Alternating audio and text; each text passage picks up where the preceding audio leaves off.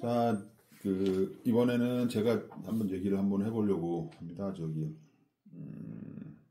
줄초성이라고 그러죠. 연달아서 동시에 또는 계속 연이어서 이제 운명하시는 거를 이제 줄초성이라고 그러는데, 저는 진행했던 그 상가에서 줄초성이 났던 적이 있었어요. 이제 좀 오래돼가지고 기억이 정확하진 않지만, 그 회원 가입을 이제 요양병원에서 남편을 위해서 상조를 가입하셨대요. 이제 고인께서 남편분이신데 요양병원에 계신 거죠. 돌아가실 것 같아서 가입을 했는데, 운명하실 분이 아니라 그 배우자가 먼저 돌아가신 거예요. 그래서 장례를 치르고 뭐 이게 순차적으로 했어요. 그래가지고 잘 진행되고 이제 화장장에 가서 화장을 하고 있는데, 화장 종료가 한 30분, 40분 남겨놓고 이제 가족들이 동요하시면서 막 소리치시는 분이 나오시더라고요. 왜 그런가 봤더니 요양병원에 계시는 아버님이 운명하셨다고 요양병원에서 연락이 왔다는 거예요. 그러니까 이제 가족들은 지금 힘든 상황인데 이제 또 남아있는 아버님까지 운명하시니까 가족들은 막 소리도 지르시고 막 우시고 어떻게 하냐 막 이렇게 막 그러시더라고요. 저도 이제 처음 겪어보는 일이었고 가족들은 뭐 더 하겠죠. 근데 이제 제가 뭐 현실적인 상황을 이제 장례를 진행을 해야 되니까 어차피 제가 이제 앰뷸런스 기사를 띄워가지고 이송을 하고 어차피 사망 진단서 띄우고 뭐 기타 등등 뭐 하려면 시간이 걸리고, 화장장에서도 저 어머님 유골을 수습을 해야 되니까 수습은 어차피 정상적으로 하고 제가 뭐 다른 조치를 이제 전화상으로 이제 우선 하겠다 이런 식으로 해서 가족들 진정시키고 유골 수습하고 뭐 이렇게 했어요. 화장 맞춰가지고 유골 수습하고 그 버스 타가지고 장례식장에 도착하고, 장례식장하고 요양병원이 멀지가 않으니까 가족분들하고 같이 요양병원 가서 운명하신 분 또 장례식장을 이송을 해서 장례를 치렀는데, 그 발인했던 장례를 진행했던 그 장례식장에 아버님 모시고 와서 다시 그 빈소로 또 다시 들어갔어요. 똑같은 빈소, 제단 꽃도 똑같은 모양으로 똑같이 샜고 상가 진행이나 뭐 모든 것 그대로 똑같이. 그러니까 이제 그 3일 동안 장례 진행했던 뭐 이런 거에서 그걸 진행했던 그 방식 그대로 하면 되기 때문에 상담이고 뭐고 필요 없었어. 단지 상조 상품을 하나 더 사용을 한다, 이거를 이제 허락을 받았죠. 그래서 뭐 장례 쪽 일을 하는 사람, 어디 다른 분야도 마찬가지겠지만 장례를 진행하다 보면 3일 동안 장례 치르고 발인하고 예를 들어서 하루나 이틀 정도 쉰 다음에 다시 장례를 진행한 상가를 접수를 하고, 그런 것처럼 번호 순서대로 이제 행사팀장이 장례를 접수하고 출동하고 진행하고 이렇게 하는데, 만약에 제가 그 발인을 했으면 다른 팀장이 와서 상가를 진행을 해야 되는 게 정상적인 상황이거든요. 근데 이제 줄초상이 났기 때문에 그 상가는 다른 팀장한테 넘기기가 그런 거예요. 왜냐면 이 상가 그대로 똑같이 진행해 줘야 되지, 상가의 상황을 이제 정확하게 알고 있는 제가 진행하는 게 맞겠다 판단돼 가지고 저도 회사에다 보고를 했었죠.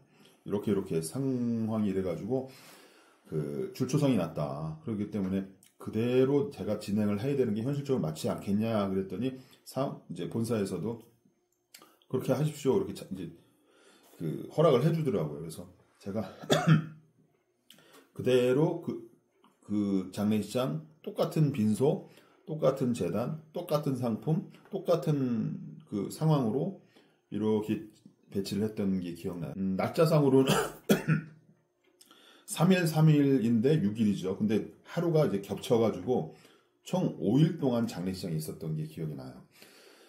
그래가지고 어떻게 보면 이제 별건 아닌데, 줄초성이라고 해서 날짜가 이제 그대로 3일, 3일 겹쳐서 5일 동안 한 장례식장에 있었는데, 그게 기억나는 게 아니라 죄송합니다. 가족분들은 그게 이제 굉장히 힘들고 뭐 우리에게 왜 이런 일이 발생되냐 이렇게 생각하지만, 약간 좀 저는 좀 생각이 좀 달랐었어요. 뭐냐 그러면, 어머님이 돌아가시고 아버님도 같이 그 뭐 이틀 정도 후에 돌아가시게 되면 같이 가시는구나. 같이 가시는구나. 두 분께서 손을 맞잡고 가실 때도 태어나실 땐 다르시지만 가실 때도 같이 가시는구나. 행복하게 같이 손 꼭 잡고 가십시오. 이렇게 표현을 할 수가 있거든요. 저희들 입장에서. 제사도 가족들 이제 아들 딸 입장에서 뭐 이틀밖에 차이 안 나니까 한 날째 같이 제사 지내기도 편하고 요양병원에서 오래 이제 계시는 것보다 몸이 아프시고 막 이러시면 차라리 이제 빨리 돌아가시는 것도 이제 행복할 수 있는 거죠. 그런 면에서 봤을 때 가족들은 줄초상 두 번째 장례 치를 때는 너무 힘들어하고 막 신경이 예민해져 있더라고요. 막 그리고 뭐 아까 말씀드렸던 것처럼 왜 우리들한테 이런 일이 발생되니 이렇게 하지만 약간 좀 다르게 생각해 보면 그걸 저는 이제 장례를 진행하는 사람이 입장이니까 좀 힘드시겠어요. 저기 좀 참으십시오. 뭐 이렇게 진행해드리겠습니다. 이렇게 이제 그런 식으로 얘기를 하지만 마음속으로는 오히려 더 잘 된 걸 수도 있는데 그렇게 개인적으로 그렇게 느낀 거죠. 그거를 직업의 특성상 그런 감정이라든지 제 생각을 솔직하게 표현해드리진 않죠.